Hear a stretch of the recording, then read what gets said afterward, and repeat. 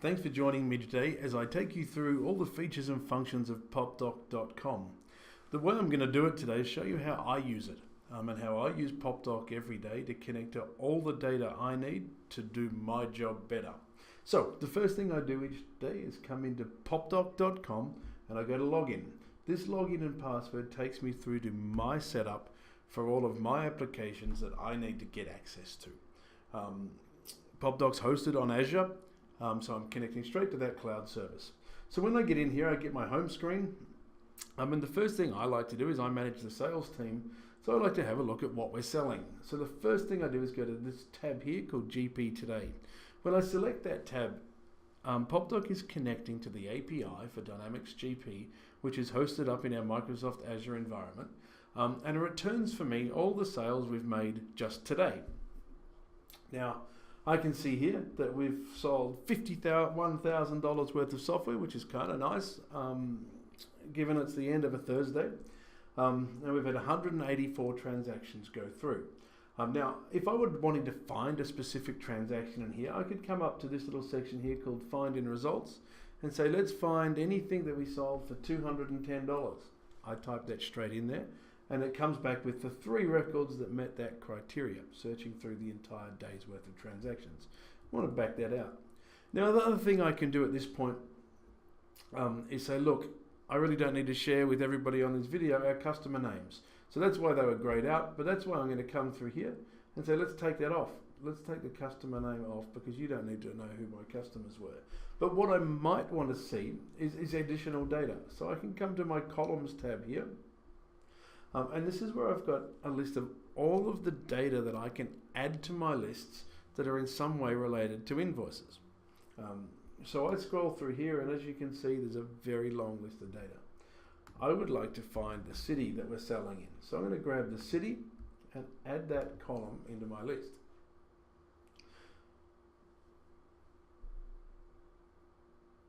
And we've got that there now. So on the end here, if we hide the columns again, we've got the city added in here. So if I take the city, I don't want it sitting on the end. I'm going to drag that right up the front. So I can move those columns around to suit. And now we can see we've sold some interesting stuff in Egypt today, as well as in Ottawa, as well as in Artarmon, which I know is in Sydney, Australia. So it's been an interesting international day. Now, the next thing I might want to do is to start looking at this data, maybe at a higher level.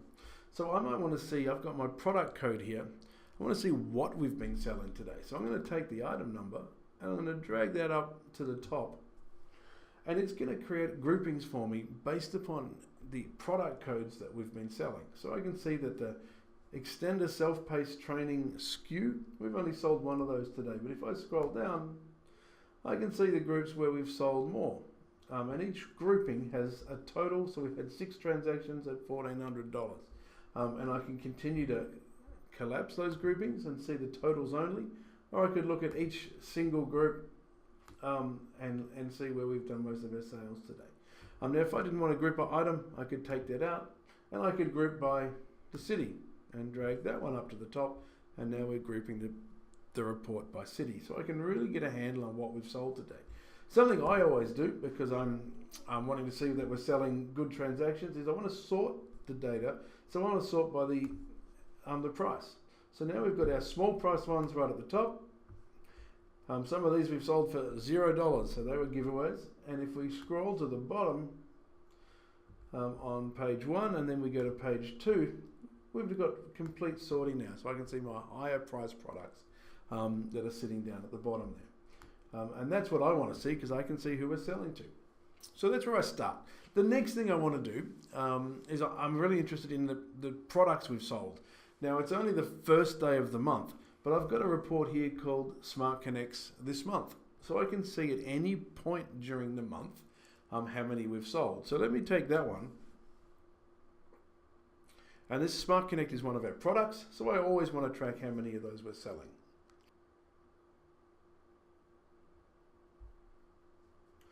I can see that we've only sold 3 Smart Connects so far this month, which is kind of okay. And I've got a bunch of data here that I can see in that screen. Now, I might want to see different data. So maybe it's time we saw last month. And that's where the filtering comes in. So I mentioned the filters on the first list we had. Here I've got a fairly complex set of filters. So I've defined all of these filters to give me the exact data that I need inside of this list. And one of those is the top one here, the document date is greater than or equal to the start of the month. Now I've got control. I could change this to start of week, end of week, start of quarter, start of year. In this case, I actually want to type in a date. So I want to see, I want to enter the value, and I'm going to change it from greater than is equal to I want to see what is between. So I want to go to last month, and I want to go to beginning of October, and we'll make this one an enter value as well. And we want to go straight through to the end of October. So I've taken that list and changed the date range that we get on it. Everything else is going to stay the same to give me the data I wanted. But I could add any number of filters in here on the data that's in my list or on other data that's sitting external to my list. And you can see here that last month we sold 71 units of Smart Connect, which is kind of cool. Now the display is not perfect for me on this screen and the resolution I'm using for my video, but I can move all of these columns, I can change the sizes and make them fit my screen better. When I've done all of that and I've got my filters right, and then I want this report to be one I use all the time, I can come up the top here to my favorite and say I'd like to save this as a favorite that I can click on at any point. So I will save or edit my favorite. I'm going to give it a new name and I'm going to call it Smart Connect last month. And so at any point in time, no matter what month I'm in, if I want to see what we did last month, I can take this list. So we'll save that as a new favorite. So what that means now is I can navigate between using this little breadcrumb here. I'm looking at my GP, the company I'm using, the sales module, and this is the list group. But now I've got one called GP today, that's where I started. And I've got one called sales this month. And we've also got one called Smart Connect this month and Smart Connect last month. So that becomes the favorites. And you can see I've got a bunch of other favorites I use in this list. But my new one now, Smart Connect last month, and I can toggle between this month, last month, and pull the different data into the screen as quickly as that.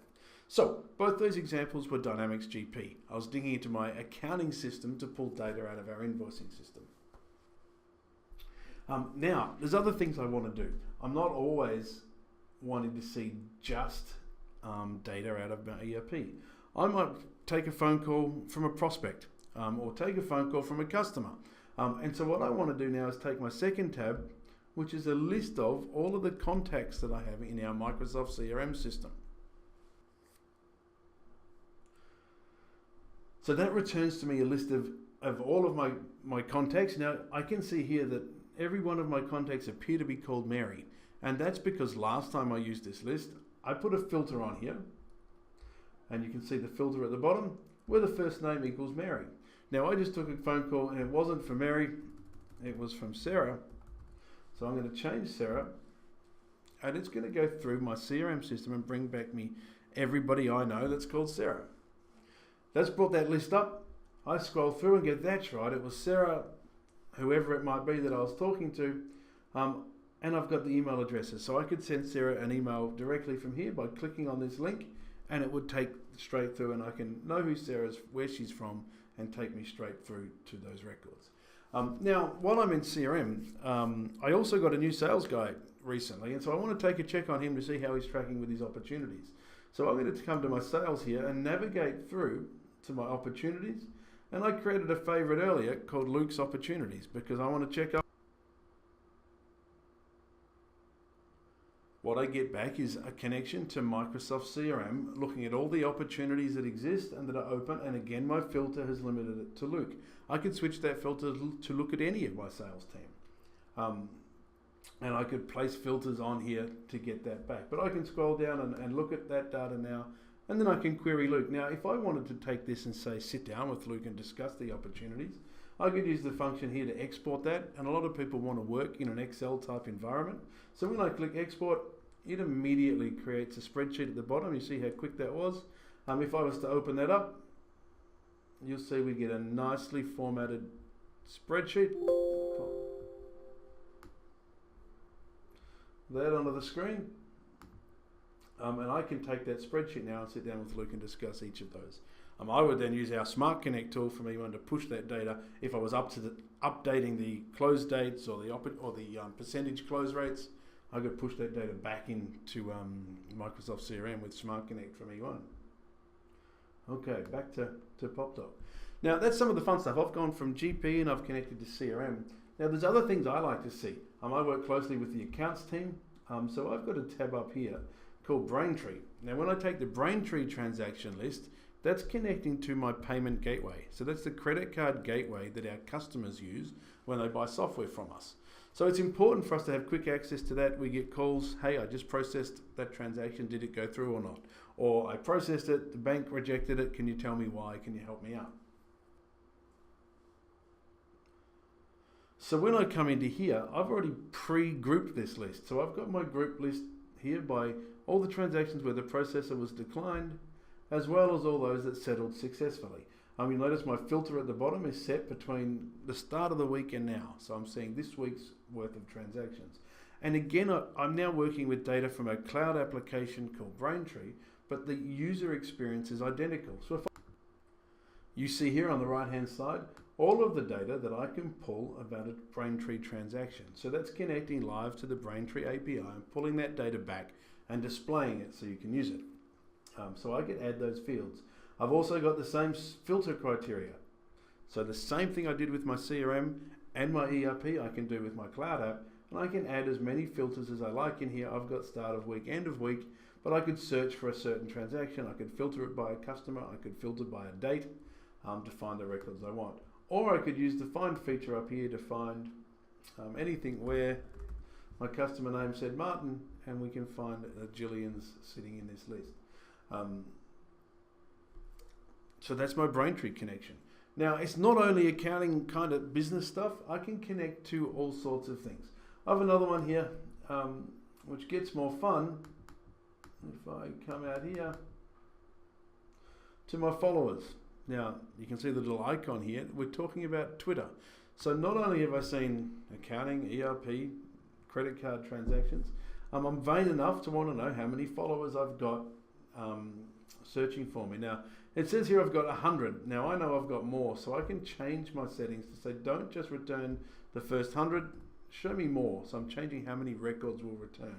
Now, we do that because you might have 1 million followers and you don't want those to screen. So we put a limit on there that you can control how many records you bring back. When I say give me all of my followers, I don't have 1 million. I've only got 344. But now I can see every follower that I've got out of Twitter. I can see their handle, their name, and I can sort by those, and we can start scrolling through and seeing all the people that want to follow me on Twitter. Now that's nice, but I also like to see how well my tweets do. So I'm going to change here and say, let's change this list to my most favorited tweets.